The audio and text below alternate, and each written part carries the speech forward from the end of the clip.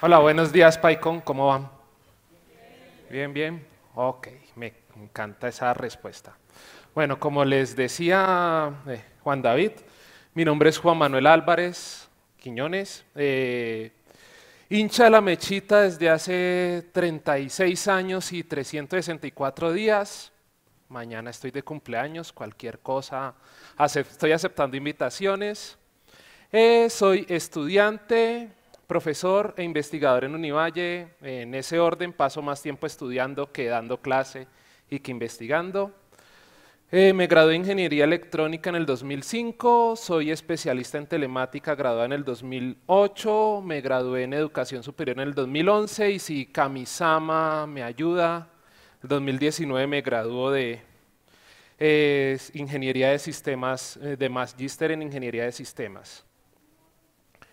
En Twitter me consiguen como jmaquino, en GitHub me pueden conseguir como jmaquin0 o como alpkijuan. Tengo dos cuentas, esta era la personal y cuando entré a Univalle me di cuenta que GitHub Edu tenía repositorios gratuitos, entonces aunque este año sacaron repositorios gratuitos también para las cuentas normales, entonces ahí tengo esas dos cuentas. Bueno, ¿qué vamos a hablar hoy? Entonces vamos a ver qué huevos es Fuzzy Logic. Y vamos a hablar del problema de la propina, que creo que todo el mundo que ha trabajado algo en Fuzzy Logic lo ha escuchado en algún momento, está en todos los libros, es como el problema canónico de Fuzzy. Y lo vamos a implementar en Python. Bueno, entonces arrancamos con ¿qué huevos es Fuzzy Logic? Entonces, muchas de las decisiones que tomamos en programación son decisiones que consideramos de tipo duras. Es decir, un if es if número menor que 7, haga tal cosa, else, haga tal otra.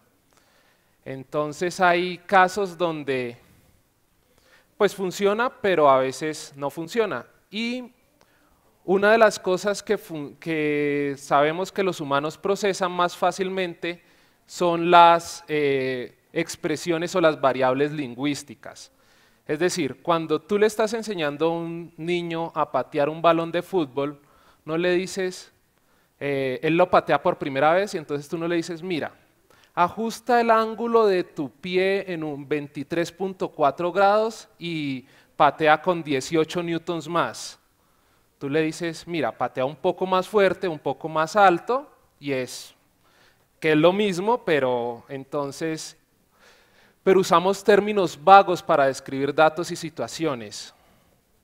Entonces, la lógica difusa lo que hace es que nos lleva ese tipo de conocimiento que tenemos los humanos para expresarlo de forma matemática y llevarlo al computador y lidiar con esas áreas grises. Por ejemplo, una cosa que creo que todos los que hemos aprendido a programar por allá nos ha tocado el problemita ese con los if del índice de masa corporal. Entonces que si uno tiene un índice de masa corporal superior a 25 está obeso, entonces uno pone el if y te dio 25.0001 y tu output te dice estás obeso. ¿Sí? No te dice estás un poquito obeso, estás en el limbo, la lógica difusa nos ayuda a lidiar con este tipo de cosas. Bueno, esto me pasó, ¿sí? Una vez puse a hacer el desayuno, había un torneo de Hearthstone, entonces me senté en el portátil a jugar, la mano estaba buena y se quemaron los huevos. ¿Listo? Entonces dije, bueno, hagamos un timer que me ayude a saber qué tiempo de cocción debe tener. Listo. Y hablé con mi mamá.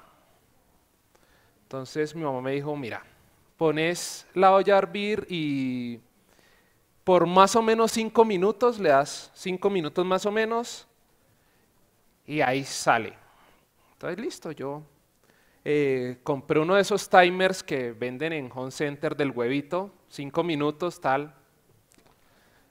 Perfecto, salía, yo listo, a los 5 minutos salía. Unos huevos salían muy bien, otros salen muy blanditos, otros salen, unos salían pues muy duros. Y entonces fui donde un amigo chef, ¿sí? No este chef, pero pues. Entonces le pregunté, listo, mano, mira, tengo este problema, me pasa esto con los huevos, ¿qué hago? Entonces me dijo, vea, la vaina es la siguiente, si tus huevos son grandes, entonces necesitas que se hiervan por mucho tiempo, por más de 5 minutos. Y si tus huevos son pequeños, pues necesitas que se hiervan por menos de 5 minutos. Entonces yo, ok. Ok, entonces ahí aparece el tema. ¿Qué es grande? Para vos que es grande, para vos que es pequeño, para vos que es más de 5 minutos, para vos que es menos de 5 minutos. Entonces, ahí están las variables lingüísticas de las que habla Lofty-Sade, que es cuando creó la lógica difusa.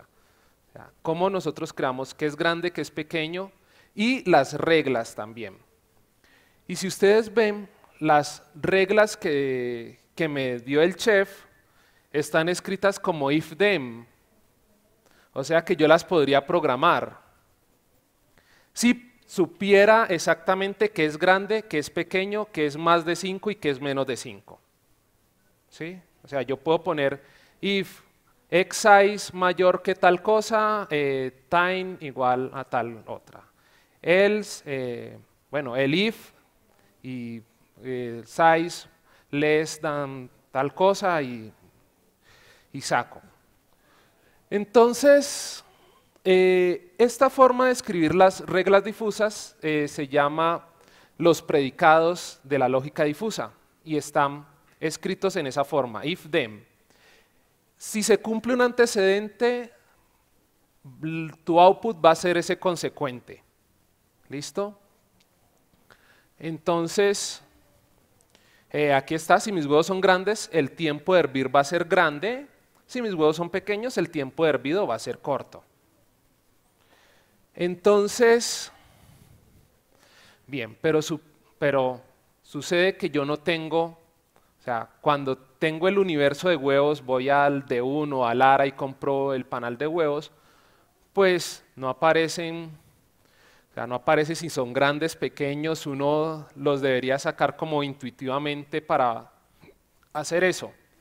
Entonces digamos que yo los pesé, hice un estudio con una docena de huevos de D1, eso pasa cuando uno es estudiante de maestría y tiene que presentar papers de investigación y tiene tiempo. Hice un estudio con una docena de huevos de D1 y vi que el tamaño varía entre 40 y 70 gramos. ¿Sí? Bueno, para ese panal de huevos. Entonces yo dije, listo, 40 y 70 gramos. El tiempo, bueno, yo aquí en el tiempo tengo un bug del problema que mi novia lo denotó, que el tiempo largo está bastante corrido para acá, debería ser entre 3 y 7, pero está entre 3 y 6. Yo dije, listo, ahí están. Esos valores que están ahí, que son valores concretos de mi variable, se llaman los valores nítidos o los valores definidos. Y el rango que toman esos valores se conocen como el universo de esa variable. ¿Hasta ahí estamos melos? ¿Cisas? Listo. Ok. No se me nota el caleño, ¿sí o no? No, listo. Ok, bueno, entonces si yo voy a clasificar como grande, pequeño, entonces lo que hago es convertir esa vaina en conjuntos difusos. Entonces, el conjunto difuso, pues es un conjunto, como su nombre lo dice, pero los elementos tienen pertenencia parcial cada elemento tiene pertenencia parcial a ese conjunto. Es decir, yo no tengo, van a haber huevos que van a pertenecer 100% al conjunto de los huevos grandes, pero hay huevos que pueden pertenecer en 70% al conjunto de los huevos grandes. ¿sí? Y hay huevos que pueden pertenecer un 15% al conjunto de los huevos grandes. ¿Listo? Y hay huevos que van a pertenecer también parcialmente al conjunto de los huevos pequeños. Entonces, en esta gráfica está el tiempo, perdón, entonces aquí tengo, por ejemplo, un huevo de 40 gramos pues va a pertenecer en un 100% al conjunto de los huevos pequeños, y a medida que su gramaje va aumentando, pues su pertenencia al conjunto de los huevos pequeños va disminuyendo. Lo mismo, un huevo de 70 gramos va a pertenecer en un 100% al conjunto de los huevos grandes, y a medida que su gramaje va disminuyendo, pues su pertenencia va disminuyendo relativamente. Y lo mismo pasa con el tiempo. Un tiempo de 3 minutos es 100% corto, entonces aquí, y un tiempo de 6 minutos es un tiempo de 100% largo, y a medida que va reduciendo el tiempo, pues va siendo menos largo. Listo, entonces, no, tiremos esto aquí primero.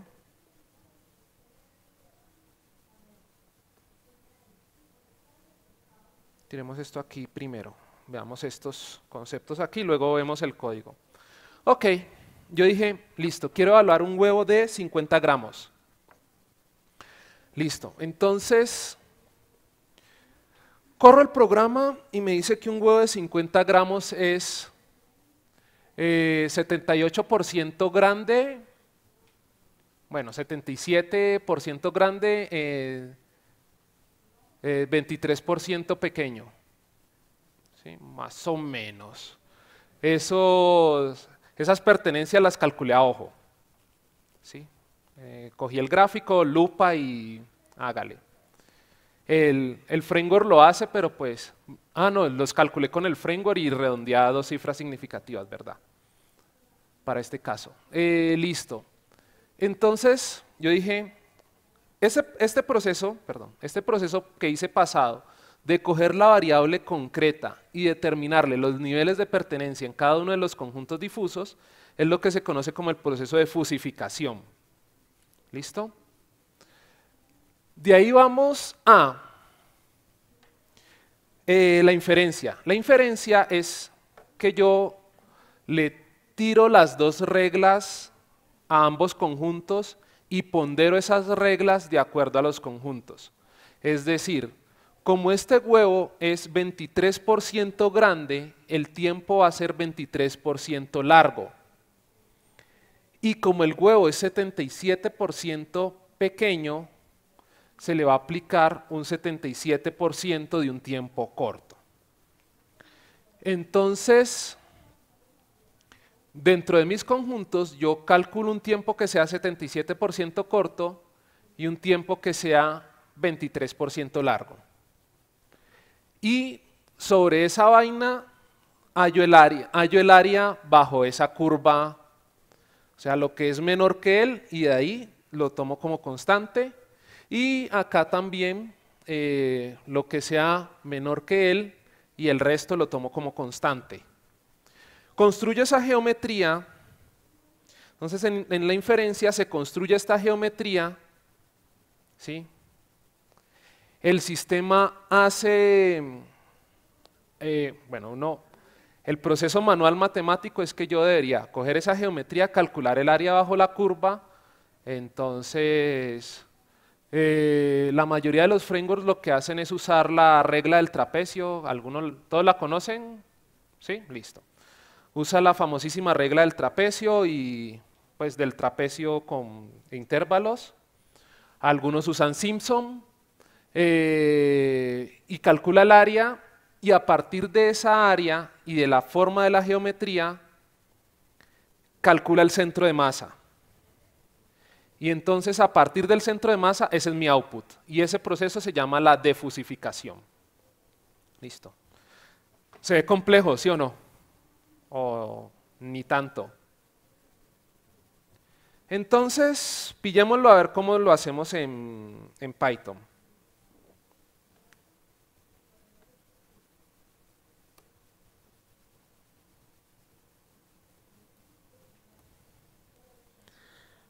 Listo.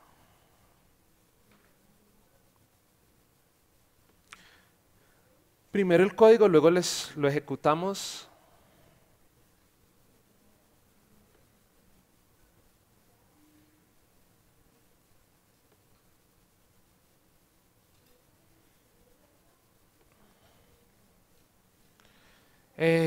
Vamos primero a la parte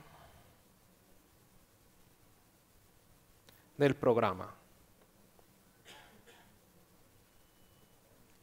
De la línea 42 a la línea 52, 10 líneas de código, y de esas 10 líneas de código hay 1, 2, 3, 4, 5 comentarios, o sea que son 5 líneas de código para hacer ese proceso difuso. En Python es bastante sencillo esta vaina, entonces simplemente lo que hago es, no sé, ¿ya todos alcanzaron a leer hasta allá atrás? ¿No? ¿Me dices? Listo. Entonces lo que hago es, ingreso los datos, los convierto a un número, garantizo que esté en el rango, ok. Arranco por, bueno, garantizo que esté en el rango, hay un simulador, listo, y digo, listo, esta es la entrada de mi simulador, tal. Le digo al simulador que calcule la salida y luego que me la muestre. ¿Sí? Entonces lo saqué en 2 líneas porque igual este código está feo y viejo, ya tiene más de 7 meses, sino que es como lo más claro. Entonces ahora veamos de dónde salió el simulador y las reglas y todo eso que hablamos. Entonces, lo primero que hacemos es, como decía Jeff, de que está en la mañana, Jeff. NumPy es el que nos está, esto me va a matar. NumPy es el que está como mandando la parada en el tema de computación numérica, entonces NumPy con Scikit, entonces en Scikit hay un framework que es Scikit-Fuzzy para todo este tema de Fuzzy Logic. Hasta el momento, como le comentaba a muchas personas, Scikit-Fuzzy es el único framework que corre en Python 3x. ¿Sí? Los demás, si tú vas a buscar otros frameworks de Fuzzy Logic, hay varios, pero casi todos están implementados en Python 2.7. Entonces, yo empecé a trabajar con esto, yo venía trabajando desde hace 2 años con Fuzzy Logic. El año pasado me pusieron a trabajar, o mejor dicho, me asignaron en la universidad un curso de Python, entonces pues tuve que aprender Python. Entonces dije, la mejor forma es terminar mis proyectos en Python, y tenía pues mi proyecto de grado, necesitaba un motor de inferencia en lógica difusa, y yo dije, listo, pues ahí está. Todo lo hago por microservicios, entonces yo lo tenía en Java, y dije, listo, pues Java, exporto, y luego pues allá el otro microservicio en Flask, recoge el dato y trabajo. Pero estaba haciendo mucho switching context de Java a Python, entonces dije, no, pasemos todo a Python, me puse a investigar sobre librerías de Python y pues todas corrían en 2.7, entonces la segunda solución que me ocurrió era tener un ambiente de Python 3 con todo mi proyecto, con 3.5 con todo mi proyecto, y otro ambiente con Python 2.7 solamente para la parte de Fuzzy. Hasta que apareció Scikit-Fuzzy y me solucionó la vida. Ya todo lo hago en 3. Bueno, en 3.5. Entonces, como les decía, bueno, entonces de ahí por eso lo uso. Y bueno, básicamente los universos, entonces están, los universos es el tamaño de los huevos y el tiempo de hervido. ¿Listo? Entonces están como antecedentes el tamaño de los huevos y como consecuente el tiempo de hervido. Re breve, ¿sí o no? ¿Qué es grande? Entonces, el paquete scikit-fuzzy tiene unas funciones para crear los conjuntos difusos. Entonces yo le digo, bueno, un huevo grande es una función S, o sea, parece una S, que arranca en 40, termina en 70 y toma el universo de la entrada. Los huevos pequeños es una función Z, o sea, es al contrario, arranca en 40, termina en 70, y toma como tamaño el universo de la entrada. Listo. Bueno, aquí ya lo mismo hago con los tiempos de hervido y las reglas. Digamos que aquí por el tema de la didáctica de la charla hay Rule 1, Rule 2, la creo y cada una está explícita, pero generalmente en trabajos grandes, como las reglas, por acá está, ¿dónde están las reglas? Aquí. Las reglas van a un vector, tú puedes crear incluso un ciclo for con tus reglas o crear una matriz externa con tus reglas y cargarlas de una. ¿Sí? Básicamente son dos reglas, entonces si mis huevos son grandes el tiempo es largo, si mis huevos son pequeños el tiempo es corto. Las mismas dos reglas que trabajamos ahí. A partir de las reglas se crea un controlador, a partir del controlador se crea un simulador y listo. Entonces ejecutemos esta vaina.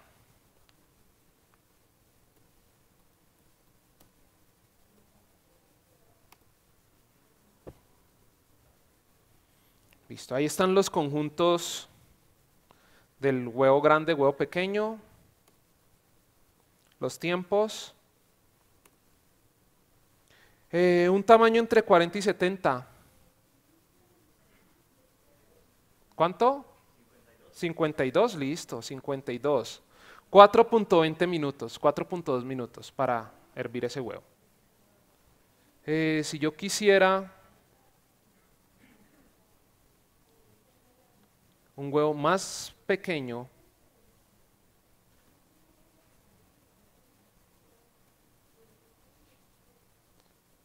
ah,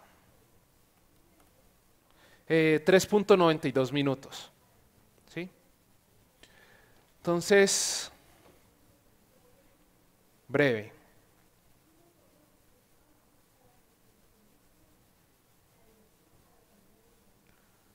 Ok. Entonces,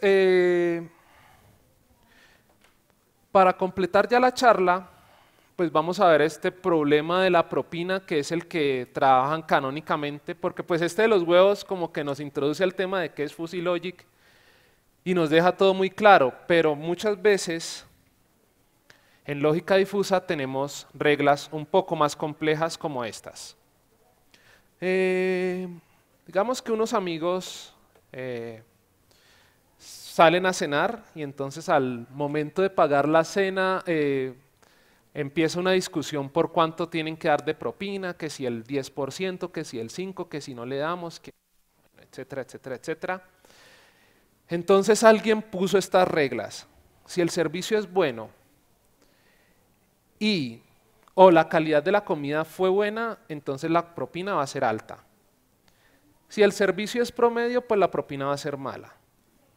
Además, si el servicio es malo y la comida es mala, pues la propina va a ser baja. Entonces ahí están clarísimos los predicados, ¿sí o no? Entonces, ¿cuáles creerían ustedes que son mis inputs ahí? La calidad del servicio y la calidad de la comida. Entonces, mis antecedentes son la calidad de la comida, va desde 0, que es una vaina incomible, hasta 10, la comida perfecta. No es por hacer publicidad, eso es la chuleta del bochinche en el centro de Cali, es una cosa loca. ¿Sí? Cuando vayan me avisan, les doy la dirección, me ponen un tweet, les doy la dirección y llegan. Es una vaina que, mejor dicho. Bueno, y una de las normas del oficio es que, digamos que el pensamiento humano no binariza. Nosotros no cogemos grupos pares generalmente. Este tema de Thanos partiendo el universo a la mitad es de la raza de él. Los humanos no hacemos eso. Los humanos pensamos en cosas impares. 3, 5 o 7. ¿Sí? Bueno, regular, malo o excelente, muy bueno, regular, malo, muy malo. Así. ¿Sí? Entonces, generalmente nosotros no partimos en grupos pares los conjuntos difusos, sino que sacamos grupos impares para lidiar con eso del término medio y etcétera. Ok. La calidad del servicio, entonces, igual. 0 a un servicio muy grosero, a 10 un servicio excelente. Les comento, en el bochinche el servicio tiene como un 2 o 3, pero la comida es, o sea, la comida justifica. Entonces, ok, y pues lo mismo, se parte en 3 conjuntos, ¿sí? Y si ustedes por allá recuerdan de su lógica booleana, tenemos 3 operaciones básicas, la NOT, la AND y la OR. O sea, la conjunción, la negación, la conjunción y la disyunción inclusiva. En lógica difusa, pues también las tenemos. Entonces, para negar, simplemente cojo y le resto 1 al valor que tengo. Entonces, por ejemplo, si a mí me dicen, si a mí me llegó de un restaurante que la calidad es 9, que la calificaron con 9, la pertenencia es del 90%, le resto a eso el 100% y le digo, entonces es no buena en un 10%. La conjunción, que es la AND, se clasifica como la menor entre los dos términos. O sea que si a mí me dicen que si la calidad es mala y tiene un 9, eso pertenece a un 0, servicio pobre para una calificación de 2 es 0.6, entonces yo hago el mínimo entre 0 y 0.6 y obviamente me va a dar 0. Y la disyunción inclusiva, que es el OR, es el máximo entre los dos valores. ¿Sí? Entonces, con los mismos datos, mi disyunción exclusiva me va a dar 0.9. Y pues aquí vamos al demo.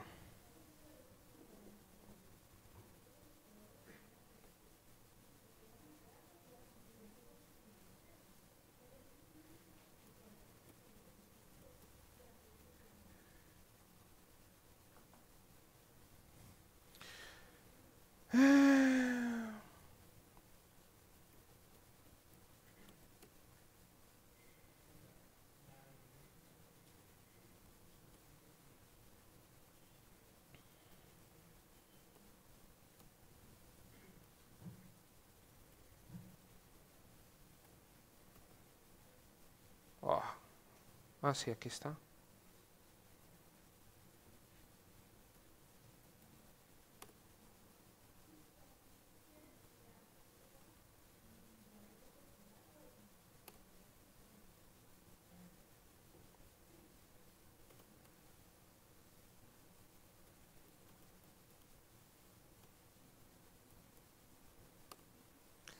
Listo. Entonces, básicamente,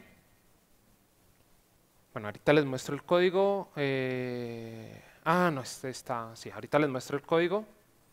Entonces, bueno, aquí están como las características. Está quemado por allá una pizzería que visité en Cali. También cuando vayan a Cali me mandan un tweet y me dicen voy a tal pizzería, ¿me la recomendás o no? Y hay una que sacó 6 en comida y 2 en servicio, ahí está, y eso es como el análisis que le hice a esa. Entonces, bueno, estos son los conjuntos, que ya los conocimos. Entonces, califiqué, sacó 6, como les decía, esta es la salida.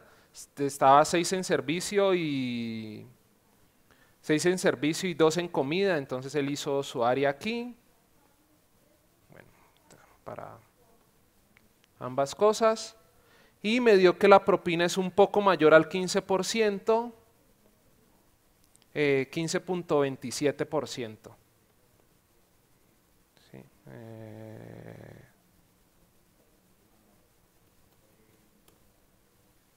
listo, entonces veamos el código.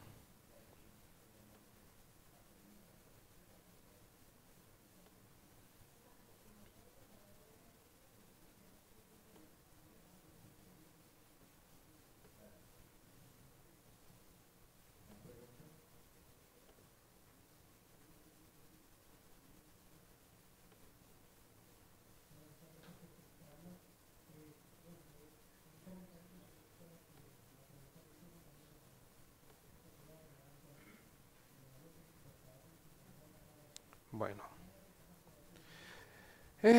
listo, aquí está súper mega comentado el código por si alguien se lee atrás, normal. Listo.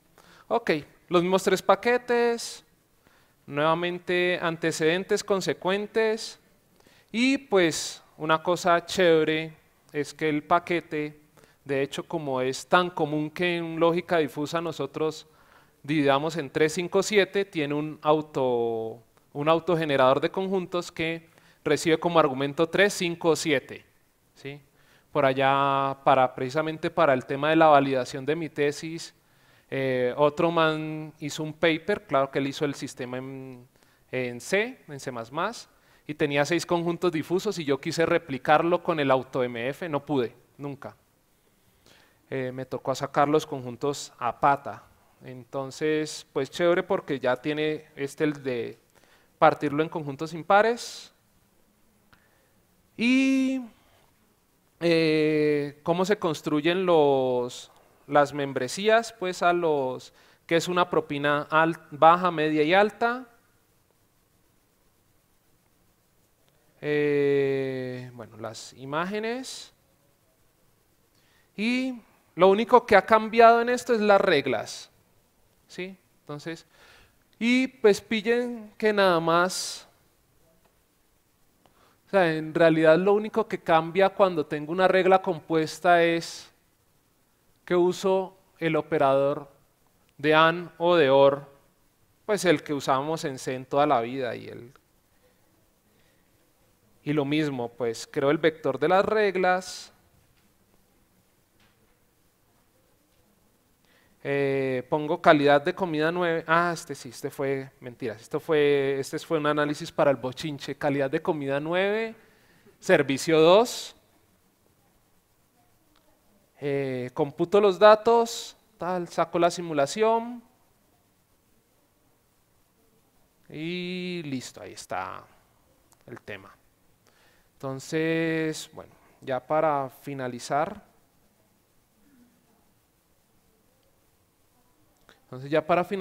Pues, ay, me quedó mal escrito, ok.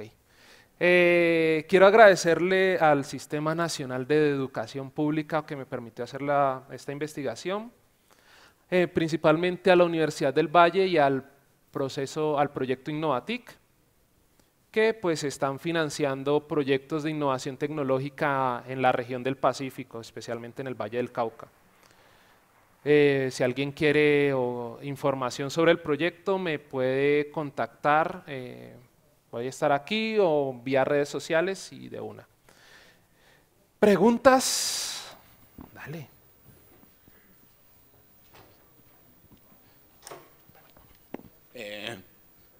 Bueno, por acá, luego tú. Gracias por la charla, estuvo lo más de divertida.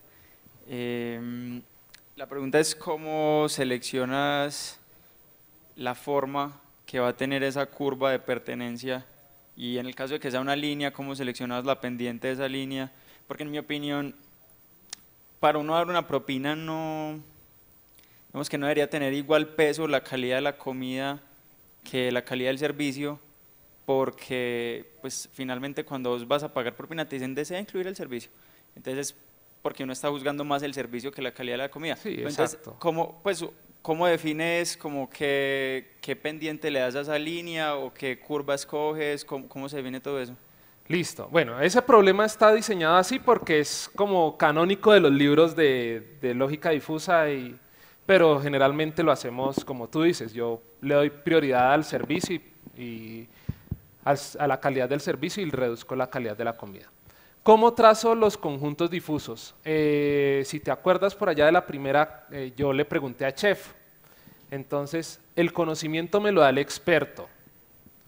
Y la labor de uno como diseñador de sistemas difusos es tratar de traducir ese conocimiento del experto a una línea. Entonces, si tú viste, hay funciones tipo S, funciones tipo Z, hay funciones, estas que vimos aquí, que son las funciones tipo montaña, que esto es lo que usted saca así como de una.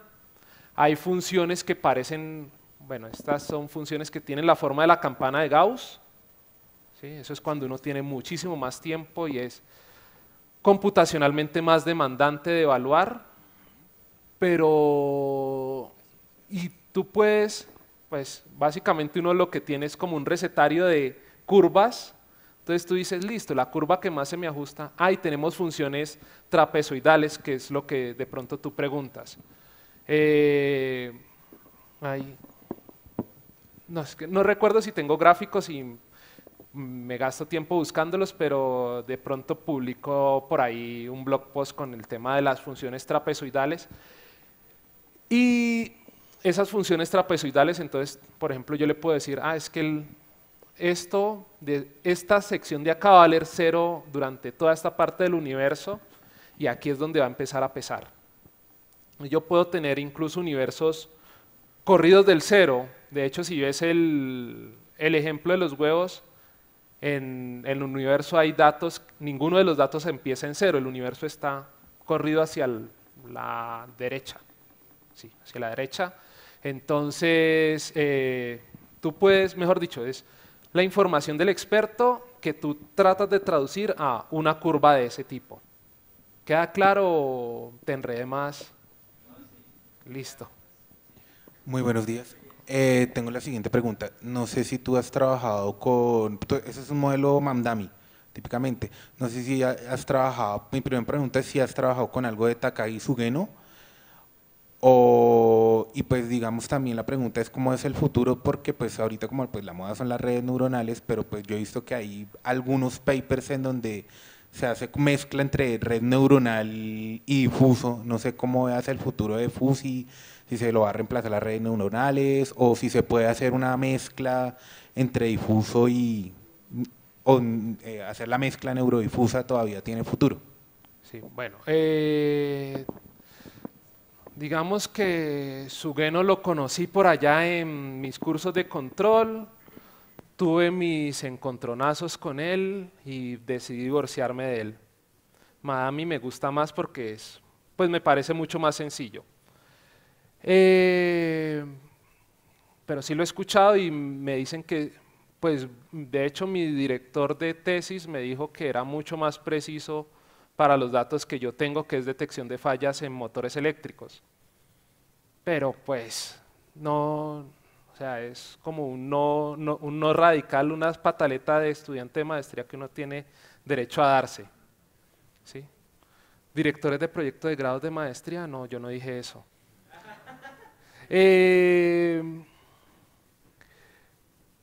La segunda pregunta era ¿qué? Neurofusi. De hecho es lo que está pegando en estos días. Si uno va a Scopus o a Easy o a cualquiera de estos portales y pone la palabra Fusi, hecho plata que el 95% de los artículos son neurofusi. Entonces, ¿qué es esto? Ellos crean una red neuronal, el proceso es bastante, digamos que bueno también, porque crean una red neuronal y esa red neuronal te crea las reglas difusas. Bueno, hay dos aproximaciones. Uno que tú creas una red, pones una red neuronal, él te crea las reglas difusas y trabajas sobre ese. Hay otro en el cual tú tomas una red neuronal, una red convolucional, entonces eso te achica los datos trabajas con menos datos, reglas difusas lo más sencillas posibles, ¿sí? Trabajas con reglas difusas y tienes una salida. Dale. Tenemos tiempo para una última, muchachos. Hola, mi nombre es Juan, gracias por tu charla. Tengo una pregunta tal vez teórica, no tengo conocimiento de fuse y lógica difusa, pero nos mostraste cuando son variables que tal vez son independientes. ¿Puede existir un caso en donde se genere un grafo en tercera dimensión donde variables dependan entre ellas y cambien su valor de acuerdo a una de ellas, o sea, una de esas variables? Sí, pero no lo he trabajado. De hecho, por ahí, uno de los libros que estoy leyendo ahora narra ese proceso que creo que todos lo conocemos, que es el de la llave del agua caliente y fría, que hay unas duchas que uno abre el grifo más o menos y la temperatura varía con respecto al caudal. Entonces, tienen ese comportamiento. Me leí la introducción del capítulo y voy ahí. Entonces, cuando termine esa lectura, te podría contestar. Sí. Se llama Fault Detection and Diagnosis in Industrial Systems. ¿Sí? Listo. Listo, ok, muchísimas gracias. Un aplauso para Juan Manuel nuevamente.